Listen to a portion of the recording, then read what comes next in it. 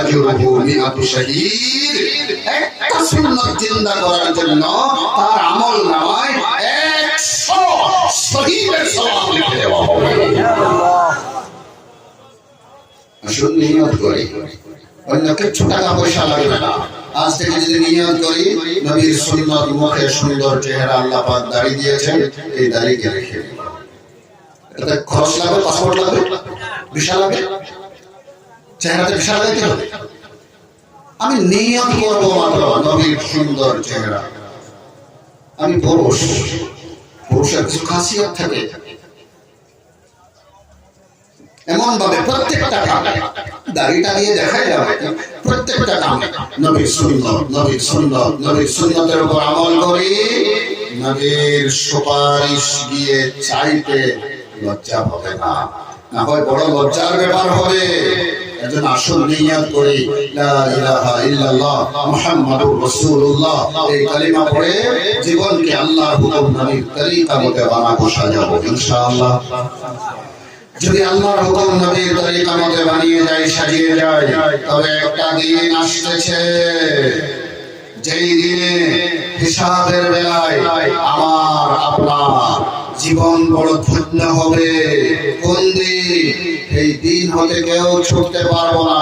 আরবিওয়ালা, ইংরাজিওয়ালা, আপনার সায়েন্সওয়ালা, শিক্ষিত অশিক্ষিত, গরিব ধনী, রাজা প্রজা, হাকিম মেহকুম, কোন পুরুষ নারী কেউ ছুটতে পারবে না। সেই দিনের একদিন গিয়ে আল্লাহর সম্মুখে হাজির হতেই হবে। যাহা কিছু দেখতেছি এই দুনিয়া ধোঁকার ঘর, মাকড়ের জাল, এটা সবাইকে ধোঁকা দেয়। শিক্ষিত লোককেও ধোঁকা দেয়, অশিক্ষিতকেও ধোঁকা দেয়, আরবিওয়ালাকেও ধোঁকা দেয়, ইংরাজিওয়ালাকেও ধোঁকা দেয়, আল্লাহর দুষ্টকেও ধোঁকা দেয়, আল্লাহর দুশ্মনকেও ধোঁকা দেয়, তার সঙ্গে দুস্তি করলেও ধোঁকা দিয়ে দেয়, তার সঙ্গে দুশ্মনী করলেও ধোঁকা দিয়ে দেয়। এটা ধোঁকার ঘর, এটার মধ্যে কোনো মোরাদ হাসিল হবে না, দিলের কোনো চাহত ইচ্ছা পুরা হবে না। ইচ্ছা রয়ে যাবে, জানটা চলে যাবে, ইচ্ছাগুলো আশাগুলো হয়ে যাবে, জানটা চলে যাবে। এই দুনিয়া কমিনা দুনিয়া, এটাতে ইচ্ছা পরিপূর্ণভাবে পুরা হয় না, পুরা হওয়ার জায়গাও নয়। এটা ক্ষণস্থায়ী, এখানে সব বস্তু ক্ষণস্থায়ী, এখানে ডিগ্রি ক্ষণস্থায়ী, মাল ক্ষণস্থায়ী, বিল্ডিং ক্ষণস্থায়ী, সবকিছু ক্ষণস্থায়ী। সবকিছু ছেড়ে চলে যেতে হবে যেখানে, সেটা হলো আখিরাত। সেটা সব কিছু চিরস্থায়ী, সেটা বাকার, সেটা দারুল বাকা, সেটা বাকি থাকা ঘর, সেটা দারুল জাযা, সেটা বদলার ঘর, প্রতিদানের ঘর, পুরস্কারের ঘর, স্বাধীনতার ঘর, আজাদি জিন্দেগি, মনচাহি জিন্দেগি সেখানে হবে। যদি এখানে থেকে রচ্চাহি জিন্দেগিটা বানিয়ে নিতে পারি, আল্লাহর চাওয়া মতো জিন্দেগি বানিয়ে নিতে পারি, তবে সেই জিন্দেগি বড় সুখময় হবে, বড় সুখময় হবে। এই দুনিয়া পয়দা হওয়া থেকে নিয়ে, আমরা দুনিয়াতে আসা থেকে নিয়ে, আর দুনিয়া মুদবিরা ওয়াল আখিরাতু মুকবিলা, দুনিয়া পিছন দিক দিয়ে দৌড়ছে, আখিরাত সামনের দিকে আসতেছে। দুনিয়া পিছন দিক দিয়ে যাইতেছে, আখিরাত আমার সামনে আসতেছে, মওত আমার সামনে চলে আসছে। ইন্নাহু ইয়ারাউনাহু বাঈদা, তুমি ভাবতেছো বড় দূরে, আল্লাহ বলেন ওয়া নারাহু কারীবা, আমি দেখতেছি তোমার মওত, তোমার কিয়ামত, তোমার হাসর, তোমার হিসাব, তোমার ঠিকানা অতি নিকটে। এই তো এর জন্য কিয়ামতকে কি বলা হয় আমাদের ভাষায়? কাল কিয়ামত।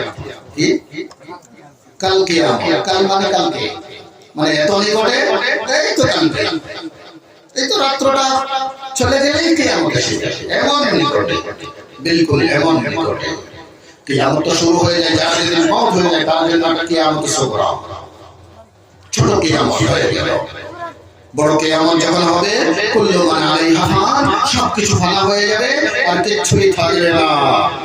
আল্লাহ পাক সবাইকে উঠাবেন ময়দানে মাহশরে। আদম আলাইহিস সালাম থেকে কিয়ামত পর্যন্ত আর तमाम মানব দানব, तमाम জিন্নাত ইনসান, तमाम পুরুষ মহিলা, বড় ছোট, শিক্ষিত অশিক্ষিত, ধনী গরিব, রাজা প্রজা, সবাই আজকে সমান লেভেল, সবাই এক ময়দানে জমা হওয়া। আজকের মাটি বিলকুল সাদা, আর আজকের মাটি বিলকুল সমান, একটা প্ল্যাটফর্ম পুরো ময়দানে মাহশরে। এখানে সবাই জমা হবে, আল্লাহর আরশকে আনা হবে, কুরসিকে আনা হবে। আল্লাহ পাক আল্লাহর শান মোতাবেক আসবেন। আল্লাহর আরশ কত বড়? আল্লাহর আরশ কি? হুয়া সারির, আরশ একটা বিছনা, আল্লাহর একটা বালিক। আল্লাহ যেটাতে বসেন সেটা একটা পালে, কি পালে? পালেনটা গোল। কেমন? পালেনটা গোল, এটাকে আরশ বলে। এই আরশ কত বড়? এই আরশকে আনা হবে। এখন 4 ফেরেশতা ধরে রেখেছেন। সেই দিন 8 ফেরেশতা এই পালেনকে ধরে ময়দানে mahshare আনবেন। আল্লাহর আরশ আনা হবে, আল্লাহর কুরসি আনা হবে। কি কুরসি? ওয়াসিআ কুরসিয়ুহুস সামাওয়াতি ওয়াল আরদ। এমন কুরসি আসমান জমিনের মাঝে খালি জায়গায় কুরসির একটা পাইয়াকে 1000 ভাগ করে এক ভাগ যদি দেওয়া হয়, ওই আসমান জমিনের মাঝে খালি জায়গা ভরে যাবে। এত বড় কুরসি আনা হবে।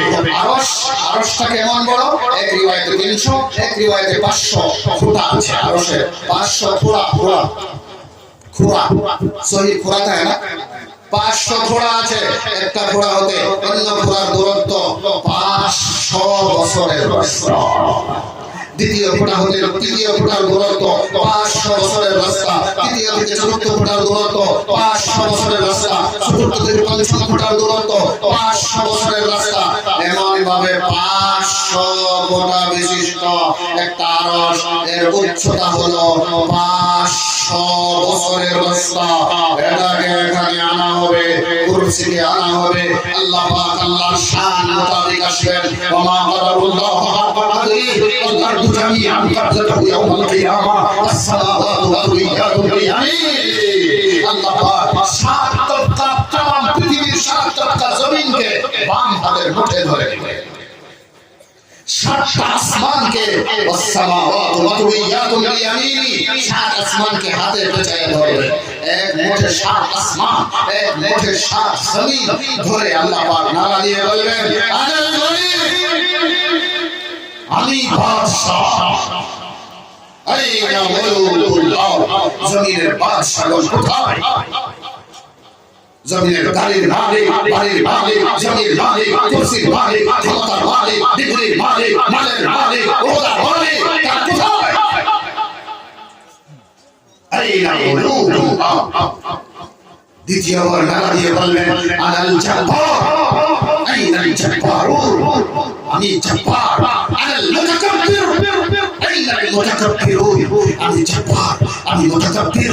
তামাম গর্ব, গরিমা, বাহাদুরি আমার জন্য আজকে দুনিয়াতে যারা রক্তের গরিমা, ডিগ্রির গরিমা, মালের গরিমা, ক্ষমতার গরিমা, কুরসির গরিমা দেখায় বেড়াইতে, ওই গরিমা, গর্ব, গরিমা দিয়ে তোমরা এই গর্ব গরিমার জন্য মসজিদকে মসজিদ মনে করতে না, আযানকে আযান মনে করতে না, নামাজকে নামাজ মনে করতে না, কোরআনকে কোরআন মনে করতে না, মাদ্রাসাকে মাদ্রাসা মনে করতে না, আমার হুকুমকে হুকুম মনে করতে না, নিষেধকে নিষেধ মনে করতে না, আমার নবীর তরিকাকে তরিকা মনে করতে না। তোমরা মনচাহি জিন্দেগি এমন ভাবে তোমরা চলতে, যেটা ইচ্ছা সেটাই করতে।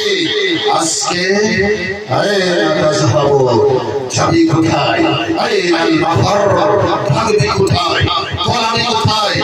আজকে পলানোর জায়গা নেই। আল্লাহর এই ক্রোধ দেখে তামাম মানুষ ভয় করে, ভয়ে সবাই থরথর করে কাঁপবে। মানুষ তো কাঁপবে কাঁপবে, ওলামা হযরত কাঁপা শুরু করে দিবে, সুহাদা কাঁপা শুরু করবে, নবীগণ কাঁপতে থাকবে, সাহাবী নবীগণও কাঁপতে থাকবে। একটা আওয়াজ পুরো ময়দানে mahshar হতে বাহির হবে, ইয়া রাব্বি নাফসি, ইয়া রাব্বি নাফসি, ইয়া রাব্বি নাফসি। আদম আলাইহিস সালাম প্রথম মানুষ, প্রথম নবী, তিনিও বলবেন ইয়া রাব্বি নাফসি, ইয়া রাব্বি নাফসি। ইব্রাহিম খলিলুল্লাহ বলবেন ইয়া রাব্বি নাফসি। ইসমাঈল খলিলুল্লাহ বলবেন ইয়া রাব্বি নাফসি। নূহ নজিউল্লাহ প্রথম রাসূল, তিনি বলবেন ইয়া রাব্বি নাফসি, ইয়া রাব্বি নাফসি। মরিয়ম আলাইহিস সালাম বলবেন ইয়া আল্লাহ, আমি ঈসাকে চাই না, ইয়া রাব্বি নাফসি। ঈসা আলাইহিস সালাম বলেন আল্লাহ, আমার মা মরিয়মের দরকার নেই আমার, ইয়া রাব্বি নাফসি, ইয়া রাব্বি নাফসি, ইয়া রাব্বি নাফসি। এক আওয়াজ, ইয়া রাব্বি নাফসি। আল্লাহ পাক বলবেন হে কিরামান কাতিবিন, তোমাদেরকে দুনিয়াতে দায়িত্ব দেওয়া হয়েছিল প্রতিটি মানুষ, পুরুষ নারী আমল নামা লেখার জন্য। ওই আমল নামা আনো, এদের হাতে উঠায় দেও, এদের হাতে